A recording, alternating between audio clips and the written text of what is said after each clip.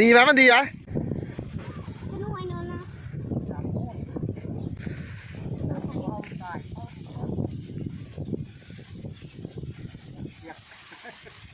เนี่ยตัวเอานี่พูดถึงนี้วิ่งไม่ได้ดอกใหญ่พูดมันใหญ่โคตรเนาะหนักหมากเดี๋ยวตัวน้อยไว้ฟันเลยหายบ้านได้ไหม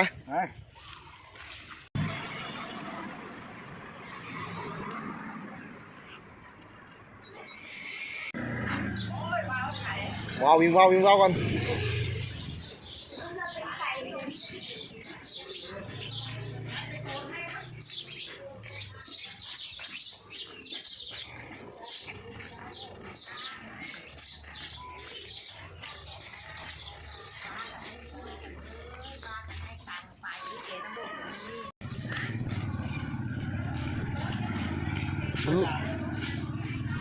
โอ้โห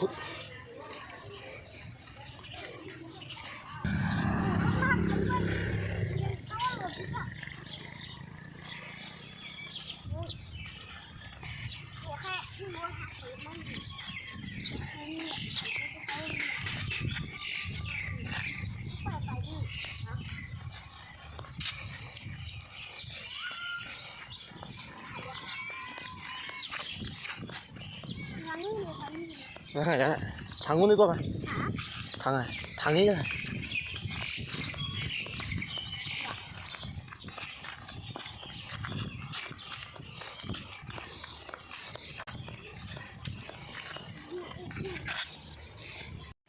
ถือว่านี่ก็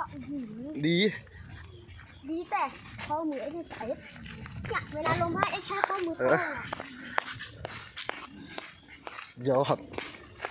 เขาตึงจะถามว่าทำเยอะใครเป็นเด็กอะฮะนี่นะเด็กคนหนึ่งโอ้โหบอลโคตรใหญ่อะเนาะปอสองนี่พอดีเลยปอสองนี่ยิงได้ก็ใหญ่เกินไหมใหญ่เกินแต่ไอ้รอบสองเลยดีก็นี่อะพอดีแล้วใครบอกเก๋ว่าเหมือนว่าอยู่เลยอะ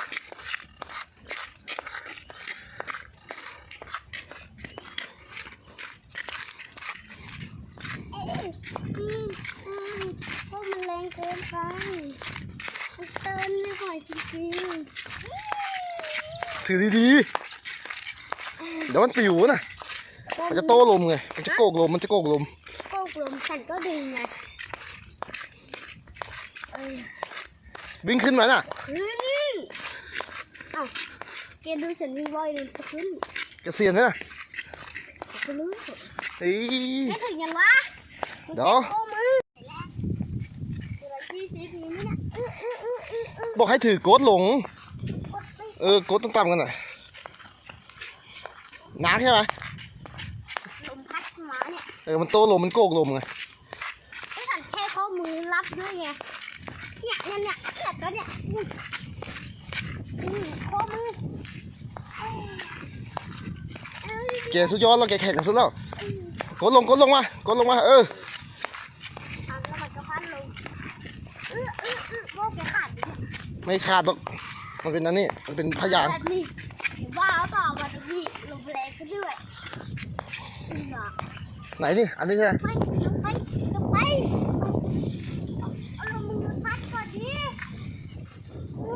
เกี่ยวลงไปแล้วเอาลงไป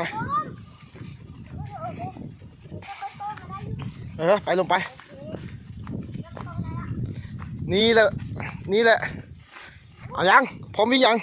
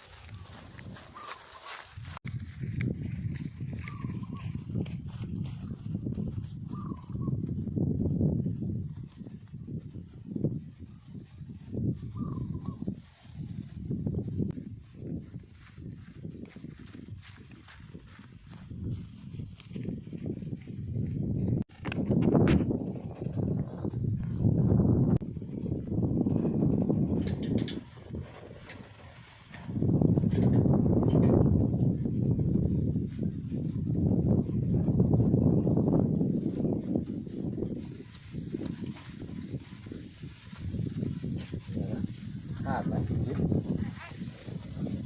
ขาดแล้ววะขาดไหม ค่ะ โอ้โห แกให้หนังออกมาได้ไหม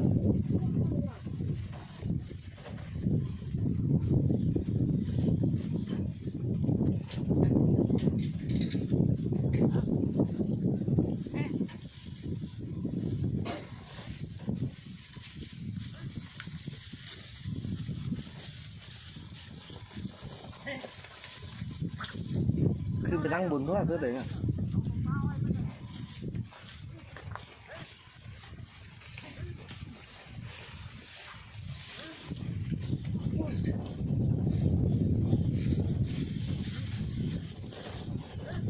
หัวมากนะครับตาครับ มากก็หัวมากเนาะ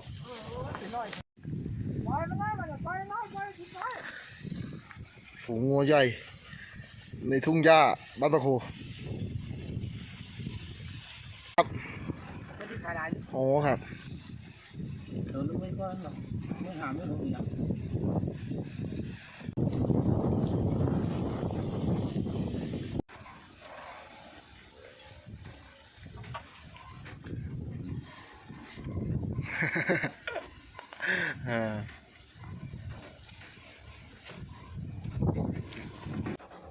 มาวิ่งว่าวมาเจอตาเลี้ยงงัว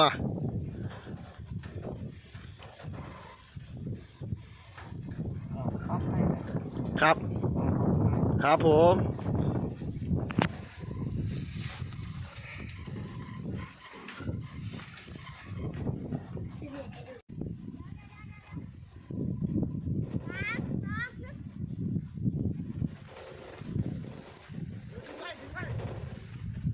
ไม่ต้องปล่อยเชือกว่ะไม่ปล่อยเชือกเราดูนี่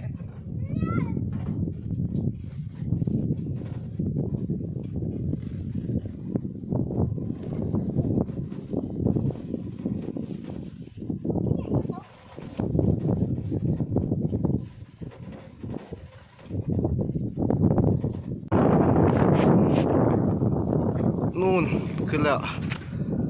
ลมบนนะครับพี่น้องลมบนแดดร้อนๆนี่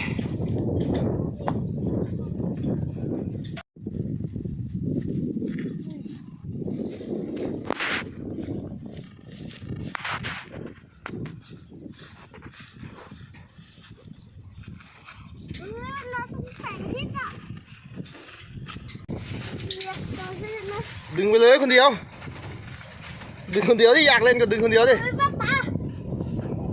เดี๋ยว เดี๋ยวเชือกจะขาด ป้าต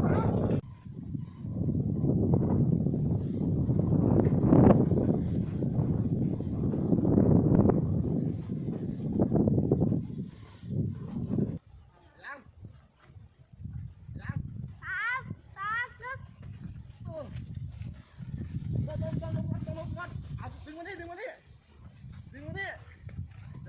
ดี๋ยวดึงให้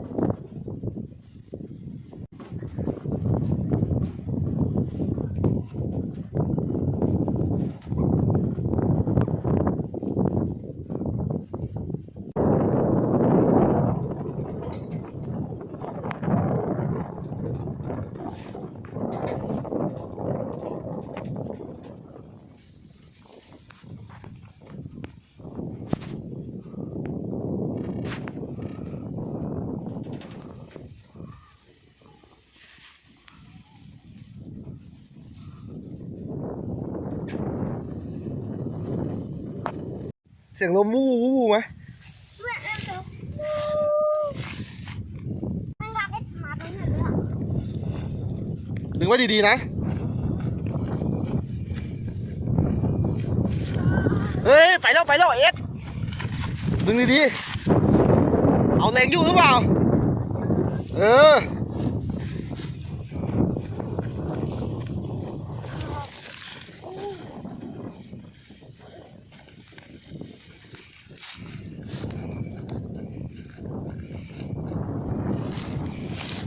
ลมโคตรแรง อุ้ยเสียงอย่างดังอุ๊ยมือ ดึงไปช้าๆไปเรื่อยๆเอาม้วนไปรอม้วนไปเรื่อยๆม้วนเชือกไปเรื่อยๆฮะ